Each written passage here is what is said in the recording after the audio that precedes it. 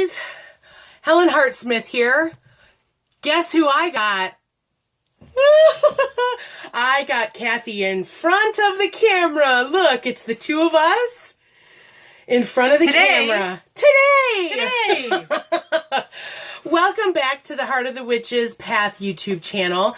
Today we're coming to you because I was surfing YouTube and I was trying to find the top 10 stones, plants, and oils that every witch should have. And what did I find? Nothing. So I said to Helen, you need to do this for your YouTube channel. So here we are. And so we started talking about it. I'm like, okay, so what do we cover? Now we have notes. I said, what do we cover? She's like, well, why don't you do a YouTube search? I'm like, a web search or whatever. I said, girlfriend, we have like over 30 years of experience of being a practicing witch. We don't need to do no stinking search. So these are off the cuff. These are totally 10 things. We're gonna do a series of videos here. This one's gonna be the stones, then we're gonna do oils, and then we're gonna do plants. Okay, so we just came up with 10 of each of these things, made a list. You know, did referencing as far as like magical uses, blah blah blah. So if you have something on your list of top 10s that is not on our list of top 10s. Oh, yeah, because, I mean, we could have done more. Oh, we could have. We could have totally done more. But if there we is just something, did 10. We did, put it, down in the notes. Right. So here we go. Stones. Number one. Well, okay, these are not in any specific order. No. I just have them listed because as we were writing notes, I needed 2 pieces of paper. So one on our list is amethyst. Amethyst. And amethyst is used for psychic ability and for courage and for dreams. Mm-hmm. And it's a purple stone. Depending on whether they've dyed it or not. Sometimes it's a light purple, sometimes it's a dark purple. You have to be careful when you buy it because sometimes it's dyed. Honestly, pretty easy to find. Yes, and relatively inexpensive. Mm-hmm. Right. So the second one is like an obsidian, or we kind of talked about anything that was a black stone. Obsidian, jet, there's black tourmaline, there's Apache tears, which they all have like different uses, but primarily it's used for protection. Hematite. We never put hematite. On there. It was it's the 10 off the top of our list. Hematite can go in there. Hematite is also a. It's not technically black. It's like a silvery color. Right. But I mean, a black stone is basically going to be used for protection, and also obsidian specifically is good for grounding. So there you have it. And so the next stone is rose quartz.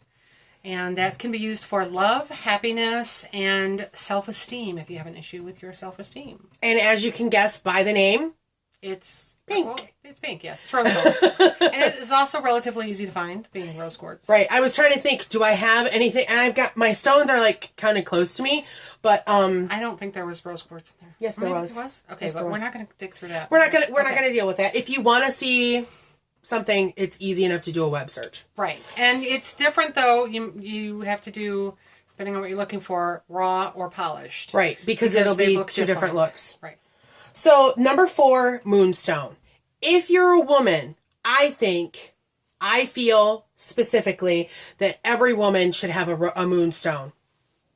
Mine is right there. Mine is here. I wear it every day, charge it at the full moon. Moonstone. It's good for womanly stuff. It's good for helping us stay on our 28-day cycle. It's also good for psychic protection. Sounds like a good enough reason to wear it for me. It comes in different colors. There's like the milky. There's one like this one. Sometimes you can see like a blue in it, and I've also seen pink moonstone. So there's opalescent. Mm-hmm. Exactly. Is the color, and you can they vary from a very light to a darker color. We've seen darker moonstone too. Right.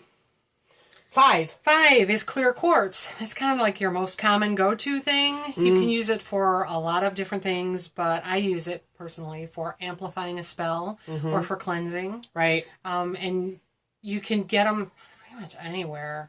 Right.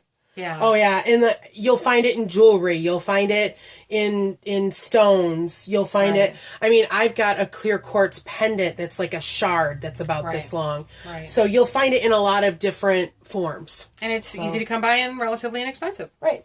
6 is selenite. Selenite is it's very shardy. That makes sense. It's a creamy, milky color. It's good for storing past life regressions. That's the reason why I have mine. And don't get it wet. It'll dissolve. So. Okay, so the next one is carnelian, which is a red stone or orange stone. Mm-hmm. And it is used to strengthen your magic and to combat jealousy. Mm-hmm. Sodalite or lapis lazuli, those are both like bluish colored stones, and those are good for healing karmic wounds and for expressing yourself. Could be because that's the stone of the throat chakra. We haven't been mentioning the chakras. Well, all of the chakras are mentioned covered in this. So if you know which ones go with which, comment down below. The next stone is citrine, which is a good protection stone. Yes. And it also deflects nightmares. Yes, yes. And then the 10th one is garnet. We decided to go with garnet over ruby because while garnet is still expensive, it's not as expensive as ruby. And it gives you that redness in your practice. And, right. And it inspires self-love. It's also good. I've used garnet before for repelling negativity. I used that in the workplace once.